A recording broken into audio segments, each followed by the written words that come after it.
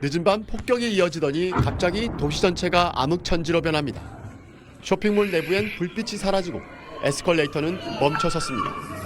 현지 시간 28일, 우크라이나가 러시아 서부 벨고로드시의 열병합 발전소를 공격했습니다. 주택 수천 호의 전기 공급이 중단됐는데 2022년 전쟁 발발 후 러시아에서 발생한 가장 큰 정전 사태입니다. Враг нанес удар по инфраструктуре. Сейчас оцениваем ущерб.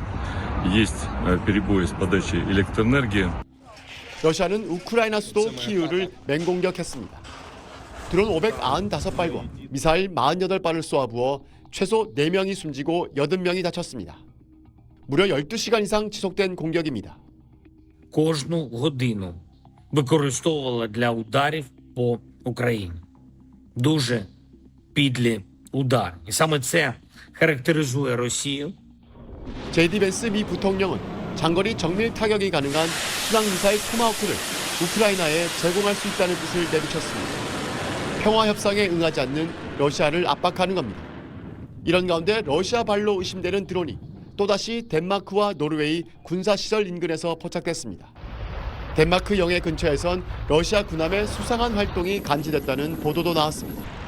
다음 달 1일과 2일 EU 정상회의를 개최하는 덴마크 정부는 영공 전역에 민간 드론 비행을 금지시켰고 북대서양 조약기구 나토도 발트해 지역의 감시 전력을 강화하는 등 전쟁의 긴장이 유럽 곳곳에 번지고 있습니다.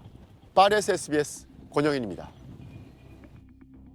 깜깜한 하늘에 비행 물체가 불빛을 내며 날아갑니다. 어제와 그제 덴마크 올보르 공항 근처에서 포착된 대형 드론입니다. 공항은 3시간 동안 폐쇄됐습니다. Ja, altså, jeg synes da det er foruroligende. Jeg ved ikke sådan lige, hvad jeg tænkte. Det er åbenbart det, man skal til at vende sig til. 러시아는 전면 부인하고 있지만 덴마크 정부는 지난 20일 이후 계속되는 드론 출몰의 배후로 러시아를 의심하고 있습니다. Jeg kan i hvert fald ikke afvise på nogen som helst måde, at det er Rusland. Altså, vi har set droner ind over Polen, som ikke skulle have været der. Vi har set aktivitet i Rumænien. 앞서 지난 10일엔 폴란드, 13일엔 루마니아 영공에 러시아 드론이 각각 침범했고 19일엔 러시아 전투기 석 대가 에스토니아 상공으로 넘어왔습니다. 전문가들은 러시아가 북대서양 조약기구 나토의 방위력 수준을 떠보는 것이라고 분석했습니다. 유럽연합과 나토는 강력 경고에 나섰습니다. We can always defend and deter where necessary. We are a defensive alliance, yes, but we are not naive. 영국, 프랑스, 독일 특사가 모스크바에서 러시아 측과 비공개로 만나 유럽 영공을 침범하면 격추할 준비가 돼 있다고 전했다는 보도도 나왔습니다. 러시아 측은 우크라이나를 겨냥한 것이었다고 해명하면서도 만약 러시아 비행기를 격추한다면 전쟁이 될 것이라고 엄포를 놓았습니다. 유럽과 러시아의 긴장이 고조되는 가운데 나토는 오늘 덴마크, 폴란드 등 유럽 10개 국가들과 함께 일종의 드론 감시 체계인 드론 장벽 설치를 논의할 예정입니다.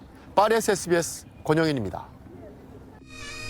트럼프 미 대통령은 영국 국빈 방문 마지막 날 영국 총리와의 정상회담 후 열린 기자회견에서 블라디미르 푸틴 러시아 대통령이 실망스럽다고 말했습니다. The one that I thought would be easiest would be because of my relationship with President Putin, but he's let me down. 푸틴 대통령은 지난달 미러 정상회담 이후 종전을 목표로 우크라이나와 협상 의지를 밝히기도 했습니다. 그러나 최근 우크라이나에 대한 공습은 물론 폴란드와 루마니아 등 나토 회원국의 영공을 침입하며 군사적 도발의 수위를 높여가는 상황입니다. 키어 스타머 영국 총리는 푸틴이 트럼프 대통령에 대해서만 반응하고 있는 만큼 러시아에 대한 추가 압박이 필요하다는 의견을 내놨습니다.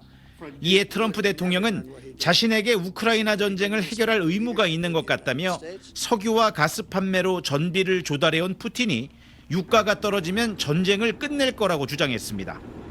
이스라엘과 팔레스타인 문제도 해법 마련이 쉽지 않다는 점을 털어놨습니다.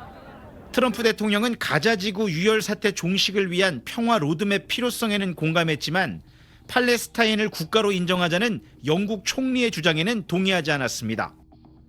I have a disagreement with the Prime Minister on that score. Okay? One of our few disagreements, actually.